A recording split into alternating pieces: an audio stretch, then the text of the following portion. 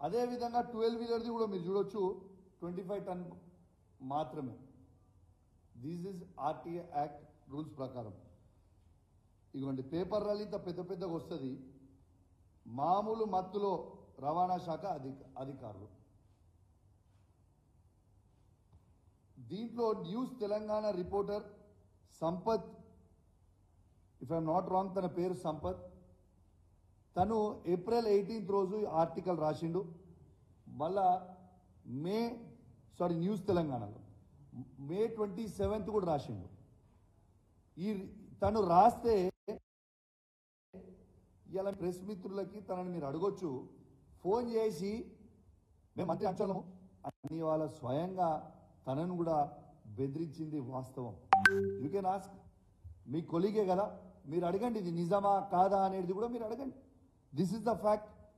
దీంతో పాటు నేను మొన్న 6th రోజు లారీలని 13 లారీలను పట్టుకుంటే, ఇదిగోండి 13 లారీలను పట్టుకుంటే ఇట్లా రాత్రి హుజరాబాద్లో 13 లారీలను పట్టుకుంటే హుజరాబాద్ పట్టణంలో డిటిసి గారికి స్వయంగా ఒక శాసనసభ్యునిగా నేనే ఫోన్ చేసి ఇవి ఓవర్లోడ్ లారీస్ పోతా ఉన్నాయి, దయచేసి మీరు సీజ్ చేయాలని నేను కరీంనగర్ డిటిసి గారికి ఫోన్ చేసి చెప్తే రాత్రి 10 గంటలకి 2 లారీలు మాత్రమే సీజ్ చేసి 11 లారీలని ఇచ్చిపెట్టింది.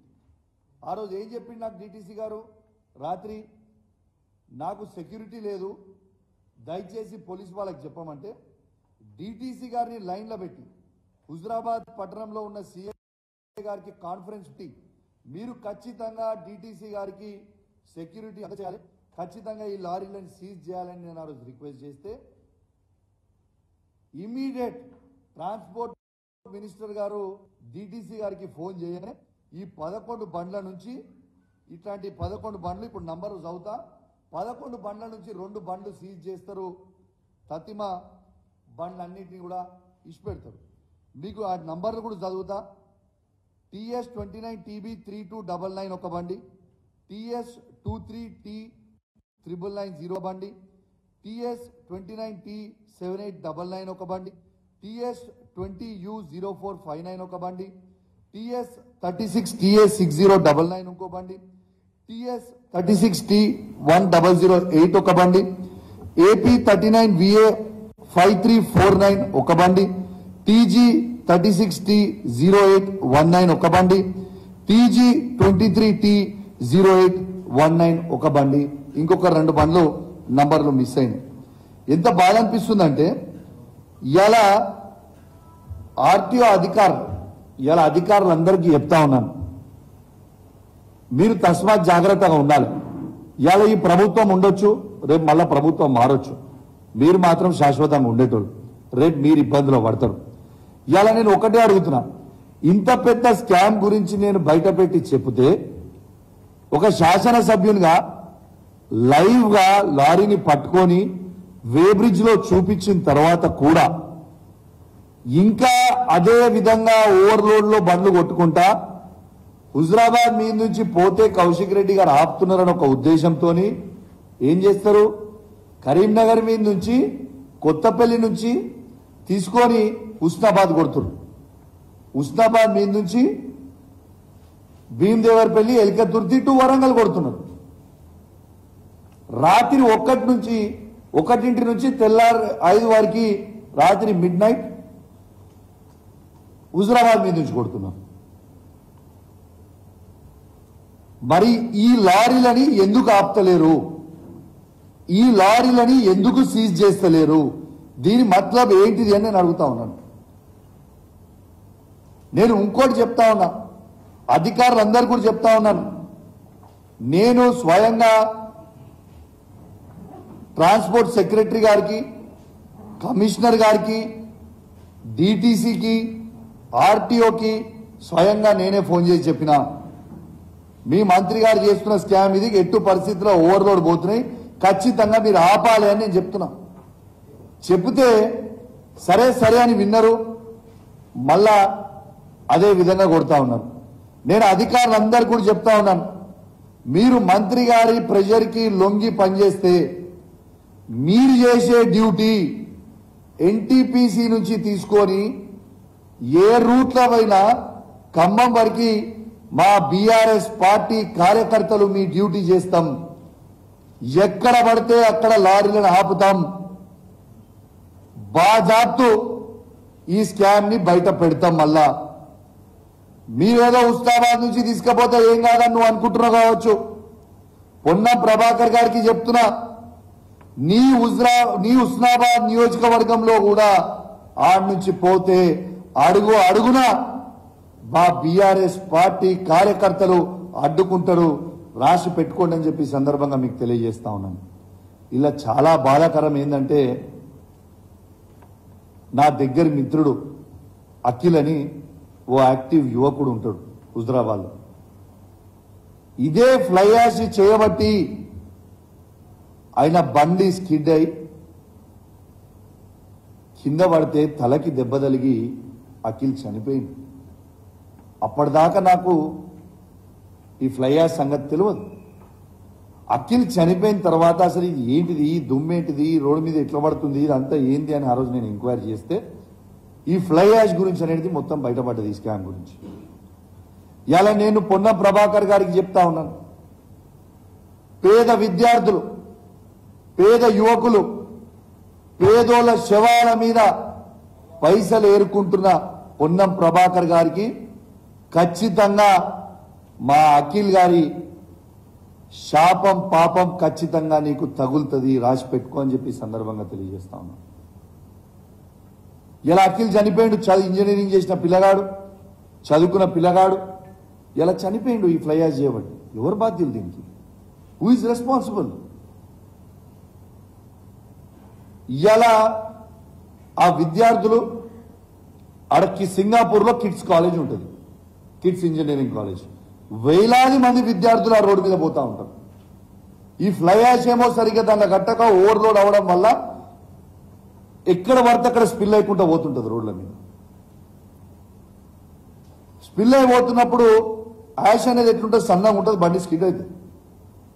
మరి ఇప్పుడు దీని బాధ్యత ఎవరు అని చెప్పి నేను అడుగుతా ఉన్నాను. ఓ ట్రాన్స్పోర్ట్ మినిస్టర్గా నీ బాధ్యత లేదా? ఇవాళ బండ్లు ఎందుకు మరి హుజరాబాద్ నుంచి పోకునియకుండా మళ్ళా ఉస్మానాబాద్ మీద నుంచి ఎందుకు తీసుకుపోతున్న బండ్లు అన్ని కరెక్ట్ అయి ఉంటే? మీరు ఫ్లై యాష్ కొట్టుకొని మాకేం అభ్యంతరం లేదు, కానీ యాజ్ పర్ రూల్స్ నామ్స్ ప్రకారం కొట్టుకుంటూ పోండి.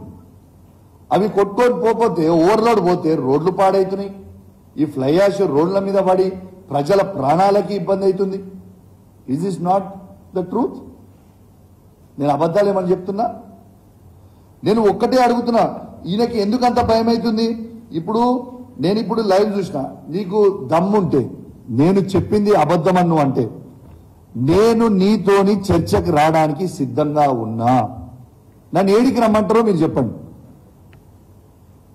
మీడియా ద్వారా పెట్టుకుందామా, అమరవీరుల స్తూపం ద్వారా పెట్టుకుందామా, ఎడ పెట్టుకుందామా చెప్పండి.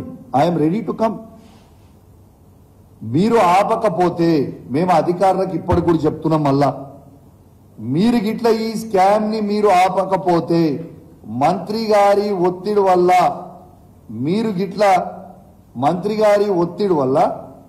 మీరు గిట్ల ఇవి ఆపకుండా అట్లనే పెడితే ఖచ్చితంగా నేను చెప్తా ఉన్నాను, రేపు మేము మా కేసీఆర్ గారి నాయకత్వంలో ఎమ్మెల్యేల బృందాన్ని వేసుకొని ఎన్టీపీసీ నుంచి ఈడి వరకు మొత్తం తిరిగి లైవ్ గా అందరం కూడా మళ్ళా చూపిస్తామని కూడా ఈ సందర్భంగా మీకు తెలియజేస్తా ఉన్నాను. నేను ఎన్టీపీసీ ఈడీ గారిని కూడా అడుగుతా ఉన్నాను, is it not your duty to control this overloads from your NTPC ash pond? Why are you yielding to it? At NTPC it is a shame, and when I called ED, he asked me, is it this possible? అమ్మా ఇట్లా చేయడం అని నన్ను అడుగుతున్నా అమాయకంగా. మీకు కొంచెమని ఉండాలి కదా, is this not possible? Is it not a shame on you? NTPC pond నుంచి మీరు ఈడీగా వండుకుంటూ మంత్రి గారికి ప్రెషర్కి లొంగుకుంటూ యాష్ పాండ్ నుంచి బయటకు వచ్చేటప్పుడు ఎన్ని క్యూబిక్ మీటర్లో రాయకుండా పర్మిట్ స్లిప్ లో రాయకుండా బయటికి వెళ్తుంది, అవుట్ వెళ్తుంది అంటే it's not shame on you. నేను డెఫినెట్ గా చెప్తా ఉన్నాను, ఎన్టీపీసీ కేంద్ర మంత్రి పవర్ డిపార్ట్మెంట్ కిందికి వస్తుంది. డెఫినెట్ గా నేను వీళ్ళు దీని మీద తీసుకొని సరిగా చేయకపోతే నేను ఖచ్చితంగా ఢిల్లీకి పోయి కేంద్ర మంత్రి గారిని కూడా డెఫినెట్ గా మేము కలిసి చెప్తాం ఈ స్కామ్ గురించి. What is the interest? ED గారికి మేము ఫోన్ చేసినా ఇప్పటిదాకా పట్టించుకోకుంటే ఏందన్నట్టు. రెండోది ఇంకోటి చూపిస్తానండి. నిన్న లారీస్ ని ఇది మన ఒక్క నిమిషం అండి, I just show you the lorries.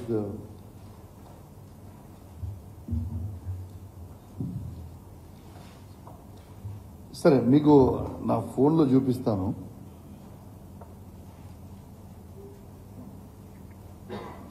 కాదు లారీస్ది ఇది పట్టుకున్నాను. ఒక్క నిమిషం అండి, I just show you 1 second.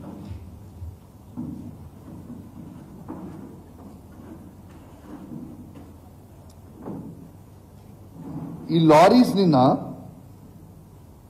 అధికారులు అధిక లోడ్తో వెళ్తున్న ఇసుక లారీలని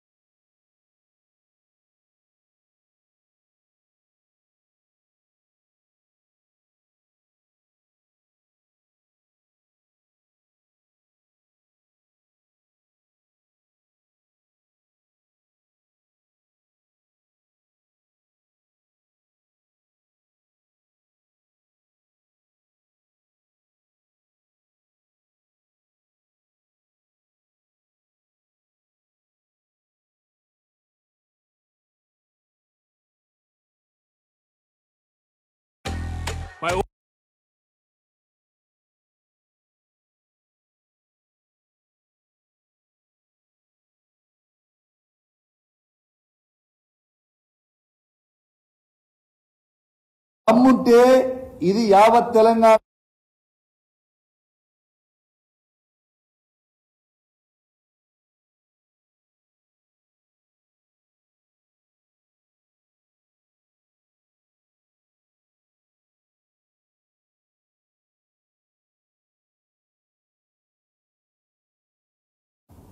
మీకు ఖచ్చితంగా మా అఖిల్ గారి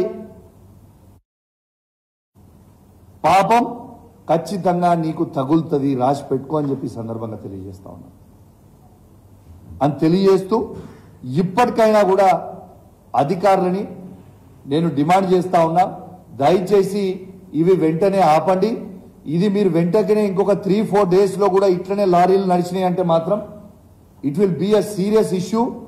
ఇంకా రేపు లా అండ్ ఆర్డర్ అదుపు తప్పితే దీనికి బాధ్యులు మేము కాదు, ప్రజలు గారు. దీనికి బాధ్యులు ట్రాన్స్పోర్ట్ మినిస్టర్ గారు, దీనికి బాధ్యులు డిటిసిలు, దీనికి బాధ్యులు ట్రాన్స్పోర్ట్ కమిషనర్ గారు, ప్రిన్సిపల్ సెక్రటరీ గారు, ఆర్టీఓలే అవుతారు. ఎందుకంటే ఓ 3-4 డేస్ తర్వాత మీరు ఇంకా దీన్ని సదురుకోకపోతే ఎక్కడికక్కడ మా బీఆర్ఎస్ పార్టీ కార్యకర్తలు అడ్డుకుంటారు. మీరు చేసే డ్యూటీ మా కార్యకర్తలు చేస్తారని చెప్పి కూడా ఈ సందర్భంగా అధికారులకు కూడా హెచ్చరిస్తూ ఖచ్చితంగా దీన్ని వెంటనే ఆపాలే. దీన్ని ఆపాలంటే నేను పనికి ఆపమంటలేను. As per norms, as per rules ప్రకారం పోవాలి తప్పితే మంత్రి గారికో జేబులు నింపడానికి కాదు. రోజుకి 300 లారీలు అంటే రోజుకి 50 లక్షల రూపాయలు సంపాదిస్తా ఉన్నాడు. ఇదానే వచ్చిన 6 నెలల్లో మీరు ఇదే ట్రాన్స్పోర్ట్ మినిస్టర్ గారి మీద ఎన్ని అలిగేషన్స్ అండి? 6 నెలలు కాలే. ఒకసారేమో అధికారులకు ఫోన్ చేసి బెదిరిస్తాడు. మీ అందరు లైవ్గా వీడియో విన్నారు. ఎంఆర్ఓ గారికి, ఆర్డీఓ గారికి ఫోన్ చేసి ఏం చెప్తారు? కౌశిక్ రెడ్డి గారు ఎమ్మెల్యే గారికి కళ్యాణ లక్ష్మి చెక్కులు మీరు పంచనిస్తే మంచిగా ఉండదు అని బెదిరిస్తాడు. నోటిద్దులా రెడ్ హ్యాండెడ్గా దొరికిపోయింది. దాంతోపాటు సైదాపూర్ మండలంలో ఒక గ్రామంలో ఒక పేద గౌడ బిడ్డ ఉంటాడు. ఆ గౌడ బిడ్డని ఫోన్ చేసి నోటికి వచ్చినట్టు తిడతాడు. ఇలా మంత్రియా ఇంకేంటిదైనా? లేకుంటే స్టేజ్ మీద ఉంటాడు, కార్యకర్తల కడుపులో డిషూమ్ డిషూమ్ డిషూమ్ డిషూమ్ అని కుదురుతాడు. అరే వాట్ ఈస్ దిస్? ప్రెస్ మీడియాలో పోతాడు. ప్రెస్ మీడియాలో ఎవరైనా క్వశ్చన్ అడితే అంటాడు. అరే ఇదేంటి భయ్, వాట్ ఈస్ దిస్? అంటే ఇంత జోకర్ అయిపోయిండు. ఈ స్కామ్ గ్రేస్ని నిజంగా కాంగ్రెస్ స్కామ్ గ్రేస్గా మారిపోయింది. ప్రజలందరూ కూడా మిమ్మల్ని గమనిస్తూ ఉన్నారు. మీ అందరికి కూడా చెప్తా ఉన్నాం, ఖచ్చితంగా మీ అందరికీ కూడా ప్రజలు గమనిస్తూ ఉన్నారు. మీరు రాబోయే రోజుల్లో తీవ్రమైన పరిణామాలు కూడా ఎదుర్కోవాల్సి వస్తుంది. అధికారులకి ఫైనల్గా ఇంకొకటి చెప్తున్నా. అధికారులకి ఎగ్జాంపుల్ మీకు ఆంధ్రప్రదేశే 2019లో వైఎస్ఆర్ కాంగ్రెస్ పార్టీ గెలిచింది. ఆ రోజు తెలుగుదేశం పార్టీ మొత్తము 23 సీట్లకు పడిపోయి కిందికి పడిపోయింది. అధికారులు ఎటువంటి అటు చేసుకుంటే 5 సంవత్సరాల తర్వాత మళ్ళా తెలుగుదేశం పార్టీ వచ్చింది. ఇలా మీ పరిస్థితి ఏంటిదాడా ఆంధ్రప్రదేశ్లో అధికారులు? రేపు తెలంగాణలో కూడా లేదా కాంగ్రెస్ పార్టీ ప్రభుత్వం ఉన్నది, వాళ్ళ కొంగు చేస్తాము, వాళ్ళు చెప్పింది మేము చేస్తాము అని మీరు అనుకుంటే మళ్ళా బీఆర్ఎస్ పార్టీ తెలంగాణ రాష్ట్రంలో అధికారానికి రాక తప్పదు. మళ్ళా వచ్చిన రోజు మాత్రం మీ అందరు మాత్రం పరిశానలో పడతారు. కాబట్టి మీరు దయచేసి రూల్స్ ఎట్లున్నాయో రూల్స్ ప్రకారం మీరు పనిచేసుకుంటే బాగుంటుందని మీకు హెచ్చరిస్తా ఉన్నాం. ఇలా అధికారులు ఎవరైతే చేస్తలేవో మేము కూడా రెడ్ బుక్ మెయింటైన్ చేస్తున్నాం. రెడ్ బుక్లు అన్ని పేర్లు రాసుకుంటున్నాం మేము కూడా, no problem. Matter of time వచ్చినప్పుడు మళ్ళీ మీకు కూడా తీవ్రమైన పరిణామాలు ఎదుర్కోవాల్సిన పరిస్థితి వస్తుంది. కాబట్టి మీరు దయచేసి, మీ మీద మాకు గౌరవం ఉంది, మిమ్మల్ని మేము బెదిరిస్తలేము, కానీ మీకు జస్ట్ గుర్తు చేస్తున్నాం మీ బాధ్యతని. కాబట్టి బాధ్యత తప్పకుండా మీకు అధికారులు బాధ్యత తప్పకుండా దయచేసి ప్రోటోకాల్ తప్పకుండా ఎమ్మెల్యేలు బీఆర్ఎస్ పార్టీ వాళ్ళు కావచ్చు, కాంగ్రెస్ పార్టీ వాళ్ళు కావచ్చు, బీజేపీ పార్టీ వాళ్ళు కావచ్చు, అందరు కూడా ప్రజలు ఓట్లేస్తేనే గెలిచిన వాళ్ళు. దయచేసి అందరికీ as per protocol, as per watt ever ఉంటే దాని ప్రకారం మీరు చేయండి. తప్పితే మీరు జాదా హుషారు చేస్తే జాదా హుషారి జాన్కు ఖతరా అవుతుంది. తర్వాత మీ ఇష్టం అని చెప్పి మీ అందరికి కూడా తెలియజేస్తూ సెలవు తీసుకుంటా ఉన్నాను. జై తెలంగాణ, జై KCR. Thank you very much.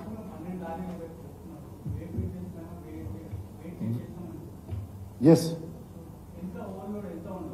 Double ఉంది బ్రదర్. ఇప్పుడు 30, ఇప్పుడు ఎగ్జాంపుల్ నీకు చెప్తామా, 2.5 tons. ఇప్పుడు ఎగ్జాంపుల్ నీకు చెప్తున్నా. ఇప్పుడు ఒక లారీ TS 36 TA 4689 అని ఒక లారీ ఉంది. ఈ లారీ దీంట్లో వీళ్ళు యాక్చువల్లీ ఈ లారీ పోవాల్సింది 32 tons, లేకుంటే 36 tons మ్యాక్స్. ఇగో వే బ్రిడ్జ్ దగ్గర చేసింది you can see it is 76.5 tons. అంటే లిటరలీ డబుల్ మీద, it's more than double, it's double అనుకోండి. దానికి లారీ ఇస్ ది 14 ton తీసేస్తే లారీ వెయిట్ 14 టన్ తీసేస్తే it is double the weight. Yes travel చేస్తాం. It is the truth. It is live పట్టుకున్నాం, evidence చూపించినాం.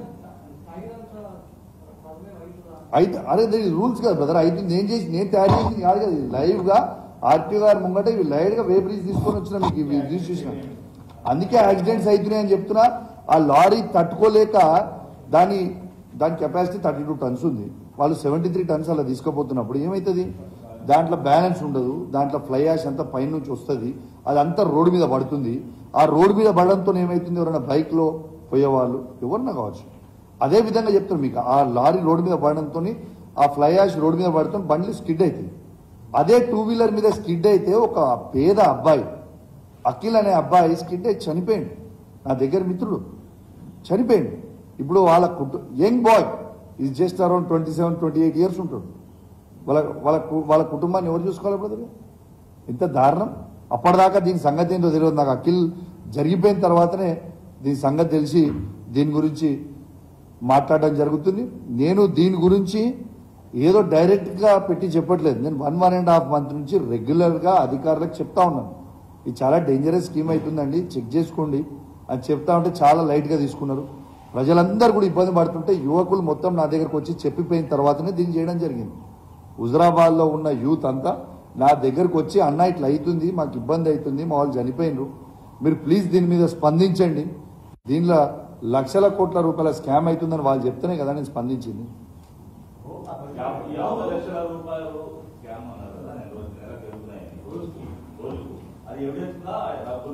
Brother cash తీసుకున్న దానికి evidence వీడియోలు ఉంటాయా బ్రదర్? మీ క్యాల్కులేషన్ సింపుల్గా చెప్పినా నీకు, సింపుల్ క్యాల్కులేషన్ నేను ఎక్కువ చెప్పచ్చిందానా, 25,000 to 30,000 రూపీస్ పోతుంది దేనికి, ఒక్క లారీకి 32 టన్స్ ఆర్ 36 టన్స్. దీనికి డబుల్ పోతుంది అనుకో, అదనపు 30,000 రూపీస్ మిగులుతున్నాయి కదా. ఆ 30,000 ఇంటూ 300 లారీస్ ఎవ్రీడే పోయేది 90 lakhs అవుతున్నాయి. 50 కాదు 90 lakhs. కానీ ఆ 40 lakhs వీళ్ళకపోతున్నాయి, ఆ 40 lakhs వీళ్ళకపోతున్నాయి, 50 lakhs డైరెక్ట్ మంత్రికి పోతున్నాయి.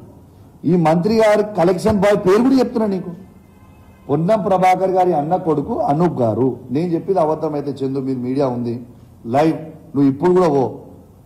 నేను ఆ రోజు పట్టుకున్న రోజు రెడ్ హ్యాండెడ్ కూడా చెప్పిన చందు గారు, లైన్గా 100 లారీలు ఆగినాయి నేను హుజరాబాద్ ఆపిన రోజు. ఆర్టీఓ గారు ఆ రోజు శ్రవంతి అని ఆర్టీఓ గారు అనుకో ఎంవీఐ కరీంనగర్ వచ్చిండ్రు, సీజ్ చేసి పోయినరు. తనకు చెప్పిన తన కళ్ళ ముందర నుంచి పోతున్నాయి బండ్లు, right in front of our eyes. లారీలన్నీ ఆగున్నా కూడా నేను ఫోన్ చేసి చెప్పినా కూడా బండ్లు సీజ్ చేయలేదు. What is the interest? Exactly ఎవరు okay sir we will look into it అంటారు, చేయరు. దాని అర్థం ఏంటిది?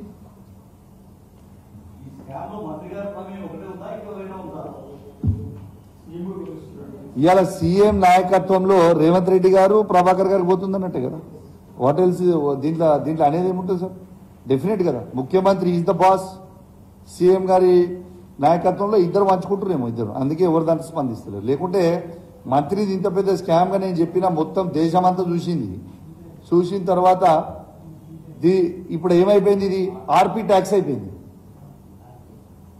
అంతే, రేవంత్ పొన్నం ట్యాక్స్. ఏది ఇప్పుడు ఎట్లయిపోయిందంటే this is become RP tax. Revanth Ponnam tax ని ఆర్పీ ట్యాక్స్ రెడీగా అయిపోయింది ఇది. కాబట్టి దీనికి కూడా కొత్త పేరు పెడుతున్నాం, మంచిగా చెప్పింది నాకు నుంచి అందించారు. This new name will be this is RP tax. Thank you